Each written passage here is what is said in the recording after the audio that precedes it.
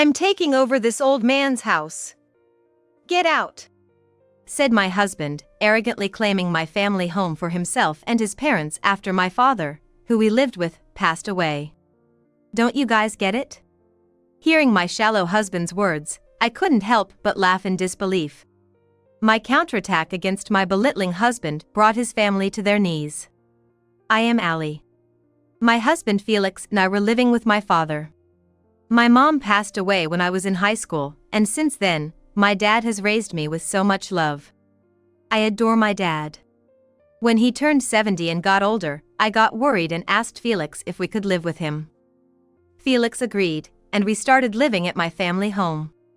Are you really sure about this?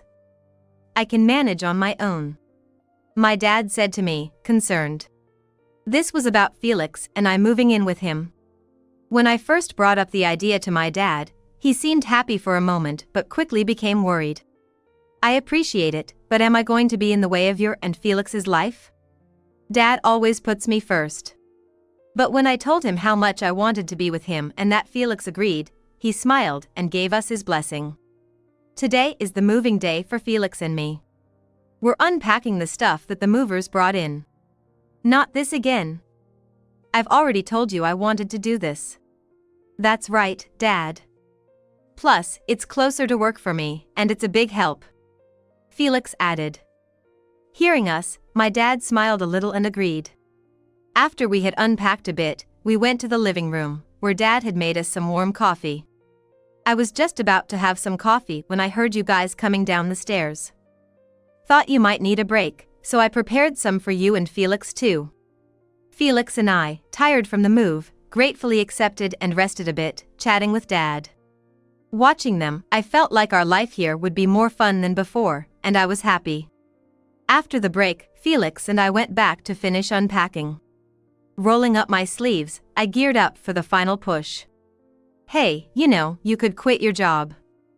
Stay by Dad's side, Felix suddenly suggested. I was stunned. What do you mean? Well, now that we're living here, we're saving on rent, right? So, you quitting your job to take care of Dad and keep him company might give you some peace of mind, right? Felix and I both worked, and I did most of the housework.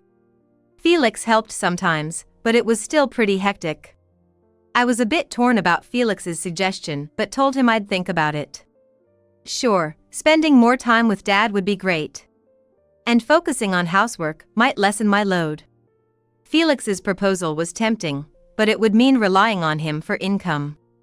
I worried that it might become a burden for him. Felix had agreed to moving in, and I wondered if it was okay to depend on him even more. With our living situation changing from today, I decided to keep living as we had been until now. Felix told me not to push myself, but it was my idea to bring up the topic of living together. I thought I couldn't keep relying on Felix. A month has passed since then. Why don't you quit your job for Dad's sake? Felix suggested again. By that time, I was also thinking it might be a good idea. Living together actually reduced my burden, not increased it. The reason was that Dad was doing the housework. When I came home thinking about preparing dinner, Dad had already made it, or he had cleaned up. It seemed like I was increasing Dad's burden instead. Feeling guilty about this, I was considering quitting my job. Yeah, maybe I should. I'm sorry to put the financial burden on you, Felix. What are you talking about? Don't worry about that. So, I decided to quit my job. When I told Dad, he said to keep working since he would do the housework, but when I insisted on wanting to do the housework, he thought about it and agreed. Since then, I've been able to focus on housework, spending more time with Dad, and enjoying fulfilling days. However, things gradually started to change. Welcome home. You must be tired today. Yeah, is dinner ready? Felix started coming home later, and by the time he arrived, Dad was already in bed, so the three of us eating together became less frequent. Today, while watching TV with Dad. Hey, can you be quiet while I'm eating? Oh, sorry. Felix was still the kind Felix when Dad was around, but recently, he's become very cold when it's just the two of us. I thought maybe I was burdening him since I quit my job, so all I could do was apologize. When Felix finished eating and I was about to prepare his usual after-dinner drink, he got up and started to leave the dining room. "Where are you going? Aren't you having your drink?" "Bath," he said curtly and left the room, slamming the door. I sighed, wondering if he was in a bad mood or just tired, as these kinds of days continued. The next day, as usual, I waited for Felix to come home after Dad went to bed, but he didn't return even after midnight. Worried, I called Felix, but he didn't answer. Feeling anxious, I received a text from him. "What?" The coldness was evident even in a text message. I sighed again, relieved that he seemed okay.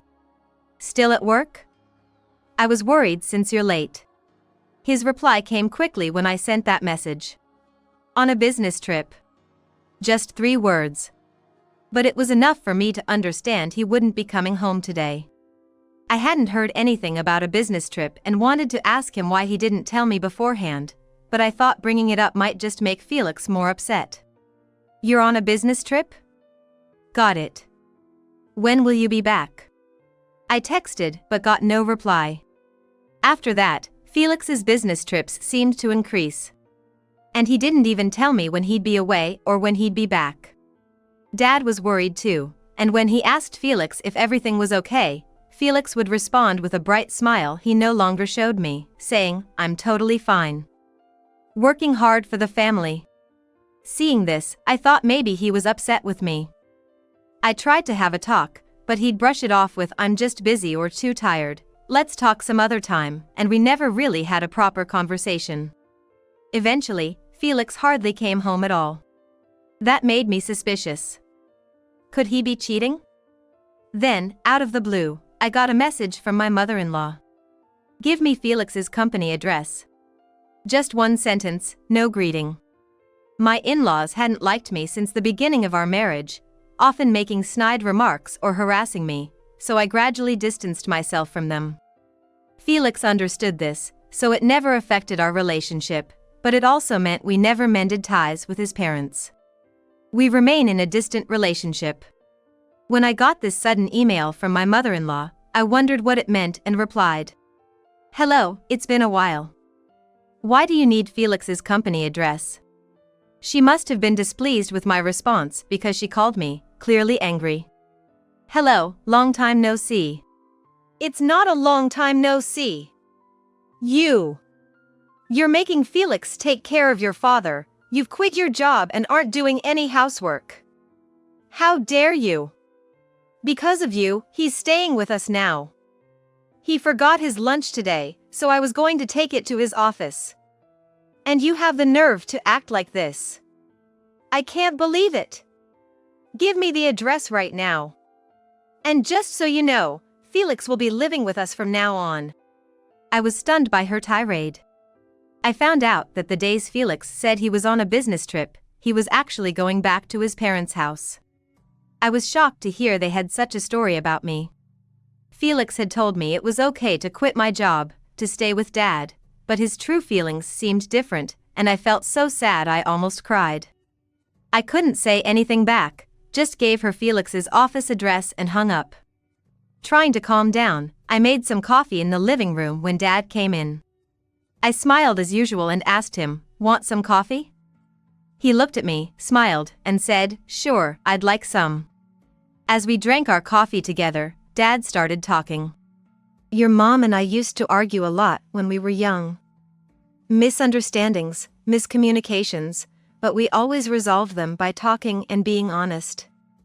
Maybe couples who can fight and fix their relationship understand each other better and get along more deeply than those who can't." Dad's kind words. I felt like he saw right through me.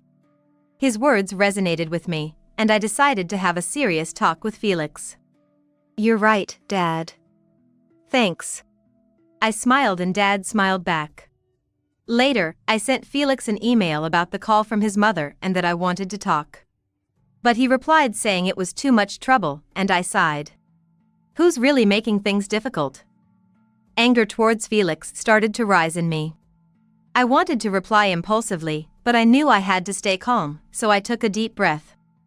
Perhaps that was the trigger, but Felix stopped contributing to our living expenses. He wouldn't answer my calls, and my emails about the finances were ignored. I started feeling my love for Felix fade. Was there any point in staying married? The word divorce began to cross my mind. I couldn't believe how irresponsible and selfish he was. However, not wanting to worry Dad any further, I put thoughts of divorce on hold and started using my savings from before I was married to cover our expenses.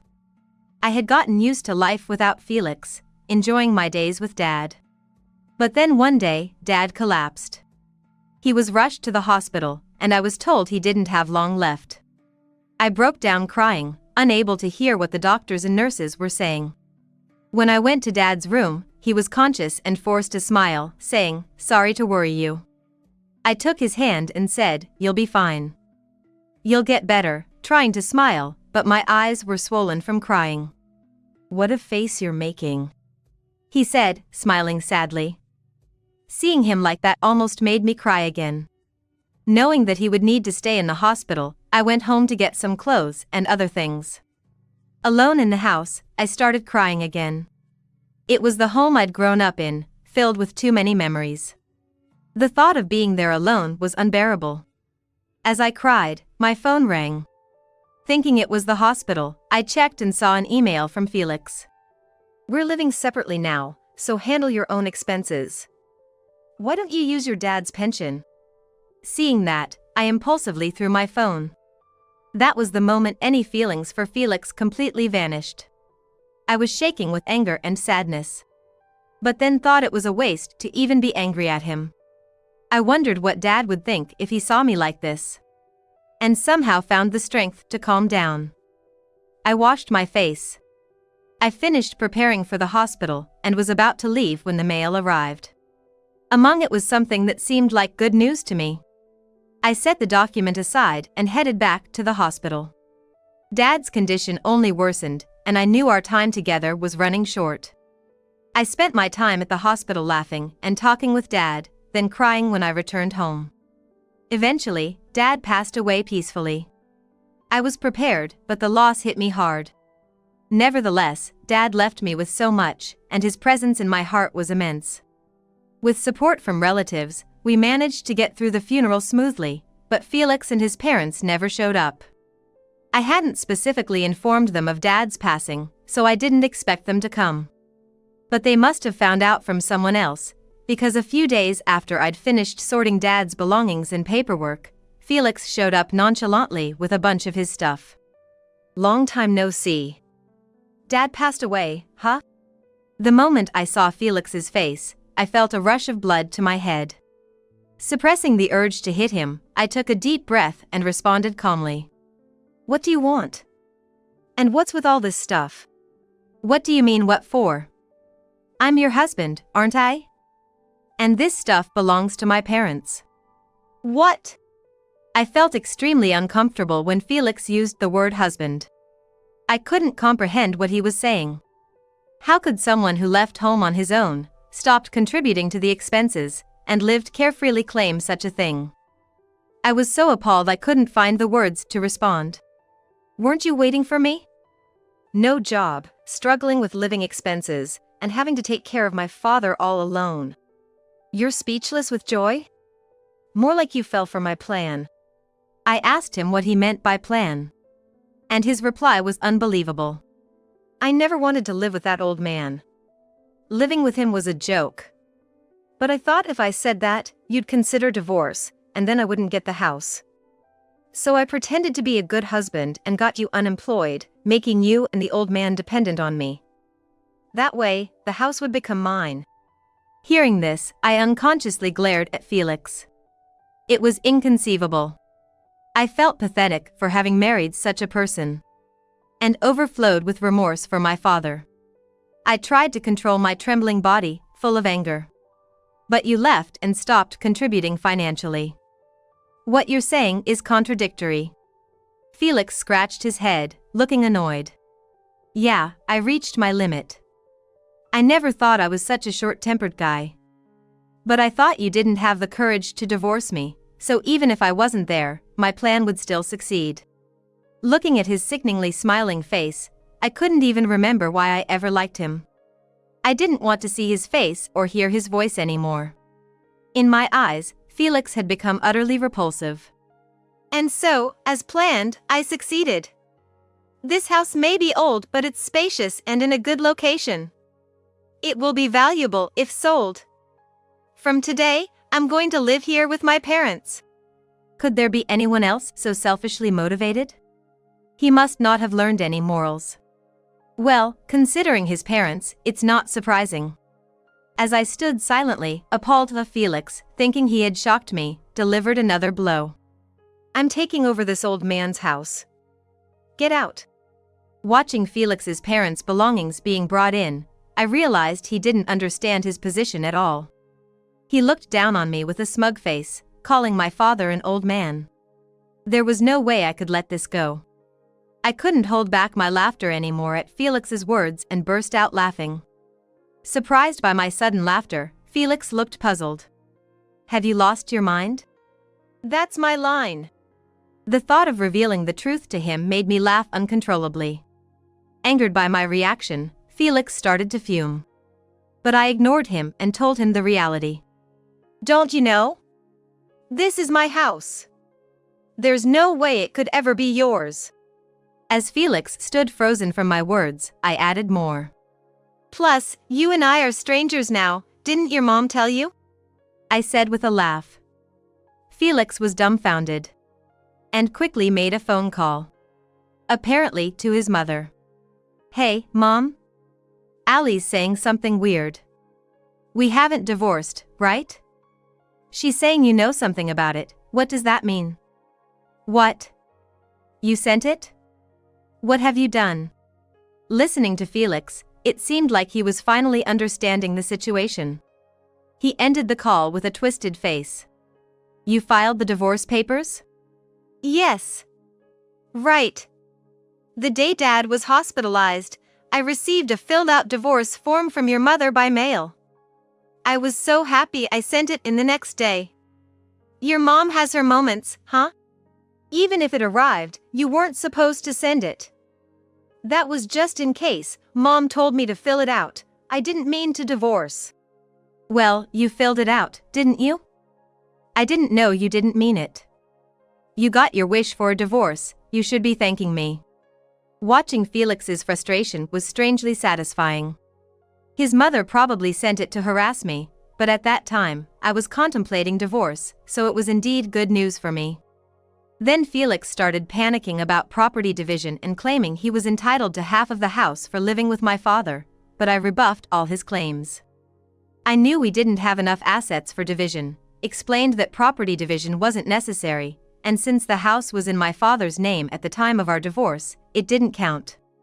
He even absurdly claimed my savings from before we married should be part of the division, but I clarified that too was not the case. Felix turned pale, unable to reply, just opening and closing his mouth like a fish. I wanted to tease him, but I composed myself and said, Are we done here? It's troublesome to have so much luggage from a stranger in the house. It's basically trespassing, so if you continue to stay, I'll have to call the police. With that, Felix hurriedly moved his stuff out and left. I sprinkled salt at the entrance and prayed at my parents' altar. This is right, isn't it? I'll become stronger, so watch over me. I wondered if my parents had reunited in heaven, and that thought softened my sadness, making the loneliness fade away. I gathered myself and started job hunting. Just then, a friend contacted me. I heard that you contacted me after learning that I was looking for a job. Hearing I was looking for work, they wanted to refer me to a job in my field. I immediately took up the offer, went for an interview, and got hired on the spot. A few days later, Felix sent me an email. I was just being stubborn that day. I actually wanted to get back together with you, that's why I came over. I knew it was all lies, and while I pondered what to respond, I eventually decided to ignore it. Despite my silence, he kept sending poetic emails like, We were like the sun and moon back then.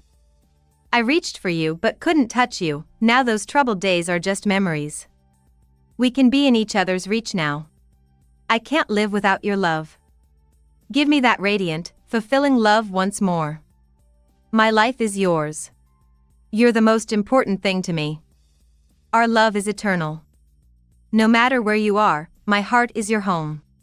I showed these poetic messages to my colleagues, joking if we could use them for work. I'm an illustrator and now working as a manga editor. So such phrases can sometimes be useful. Ah, there's Mr. Stalker. Handy when we need material. Now, Felix has unwittingly become a provider of jokes for me. I feel nothing but disgust, so I don't reply to his messages.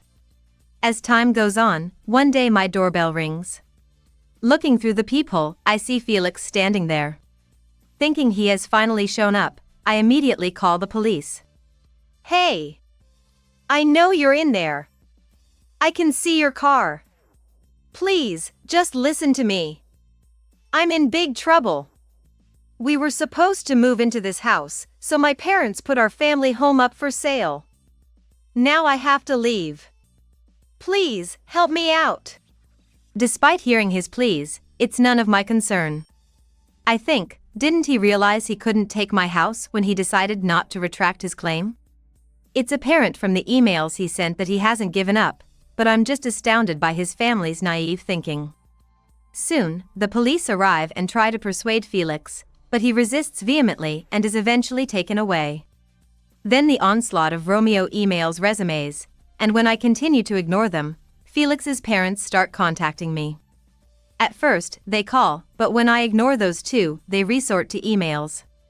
How can you know we are in trouble and not help? What kind of person are you? Contact us immediately. Why don't we have a proper talk? We were once family. Isn't this a bit cold? We sold our house because of you and now we're living in an old apartment. Why won't you vacate the house? You must have received inheritance from your father, right? That's why you aren't struggling. We quit our jobs. You need to take responsibility. This is what they mean by blood cannot be denied. Do they think whatever they decide will just happen? I'm filled with anger at these extremely unpleasant emails. How much more can they look down on people? I thought about leaving it be but decided to block Felix and his parents' contacts. I considered changing my contact details, but I didn't feel like spending money because of these people. I was determined to ignore them, but I reached my limit. I thought blocking them would bring back my peaceful life, but I was naive to think so. Later, Felix's family showed up at my house again. Knowing they know where I live, I expected such incidents. However, I cannot bear the thought of leaving this house filled with memories. Come out now. You know we're in trouble. Fix your mood now. I'm saying I'll get back together with you. Ignoring people in trouble is inhumane. The doorbell kept ringing. The front door was continuously knocked. I mercilessly called the police, but then the noise suddenly stopped. Curious, I looked through the peephole and saw a familiar-looking man arguing with Felix's family. You're being a nuisance. Go home. The ex-family, taken aback, responded. What? What? Who are you? Could you be the person she's having an affair with? The man, faced with such retorts from Felix's ex-family, looked at them with disdain. That kind of thinking is why no one takes you seriously. Do you even see what's around you? This is a residential area. Look, you're causing such a disturbance that people are gathering. Seriously, you're too loud. From my peephole, I could indeed see neighbors starting to gather. I sighed, embarrassed by the spectacle. The ex-family, realizing the situation, began to panic and fumble. Soon, the police arrived. Some of them had been here before, saying to Felix, "You again?" Hearing this, his ex-family's faces turned beet red. How much trouble are you going to cause?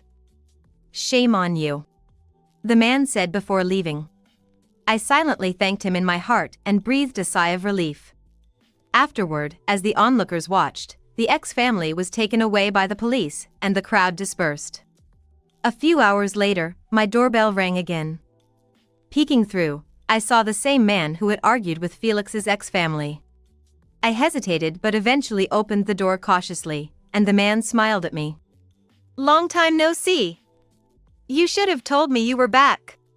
I recognized him but couldn't recall who he was until he helped me out. "You don't remember? It's been over 10 years. It's me, Taylor." Hearing his name, I finally remembered. He was my childhood friend, Taylor. "Oh my goodness, Taylor. Now that you mention it, you do look familiar." Taylor used to live next door but moved to a school specializing in sports when we were in elementary school, and we hadn't seen each other since. "Remembered, huh? I've moved back home too. So we're neighbors again. That's amazing. Just like old time. And thanks for earlier. You really helped me out." I thanked him again, and Taylor laughed it off. "Don't mention it," he said, and I couldn't help but laugh too. We caught up, and I ended up telling him about the recent events. Taylor offered his support, saying he'd always be there to help. I felt reassured to have such a strong ally. Taylor even visited my late father at his funeral, remembering him from our childhood. I was touched to have someone who shared even a bit of my memories. Later, I received a letter from a lawyer in my mailbox. Confused, I opened it to find a proof of content. It claimed I had committed adultery during my marriage and demanded compensation. "What's this?" I wondered, then noticed an email on my phone. The email, from an unknown address with the subject regarding proof of content, read like a threat. "Felix has filed a lawsuit against you for infidelity during your marriage. If you admit and comply, we won't make it a bigger issue. This will also be notified to your workplace. Considering your future, it's better to pay immediately." I knew no lawyer would send such a thing. It was clearly the work of Felix's ex-family. The proof of content itself looked dubious, so I decided to take it to a lawyer's office for consultation. When I had a real lawyer examine the documents, they turned out to be complete forgeries. Even the lawyer's name listed wasn't registered anywhere, it was fake. I figured as much and considered ignoring the proof of content, but I decided to play along a bit in an email. "I have reviewed the proof of content, but I can't think of anything relevant. If you're accusing me of infidelity, please present some evidence. There's no physical evidence since you seem to have erased it all. However, the emotional damage Felix has suffered is significant, and that's what the compensation is for." A lawyer would never proceed without evidence. Their shallow approach was evident. There's no fact of infidelity, so obviously there's no evidence. Are you really acting as a lawyer on such baseless claims? Felix's determination swayed me. I wanted to help. Show some sincerity, and we won't make a big deal out of it. Quite an emotional lawyer, aren't you? Just so you know, impersonating a lawyer is illegal and can lead to imprisonment or fines. You are a real lawyer, right? After this exchange, their responses stopped. Curious about their next move, another email arrived. "Of course, I'm real, but I've been moved by your sincerity. I'm considering dropping the lawsuit." No need to drop it. I'm not passionate but rather completely indifferent. Since you've fabricated infidelity, I'm thinking of hiring a lawyer and fully contesting this. I'm looking forward to meeting this passionate lawyer in court. After that, there was no further contact. However, Felix's ex-family then came charging at my door in the middle of the night, shouting, "We were wrong. Please don't sue us." I woke up furious and looked at the clock. It was past 1 a.m. I reached the limit of my anger, partly due to the irritation caused by sleepiness.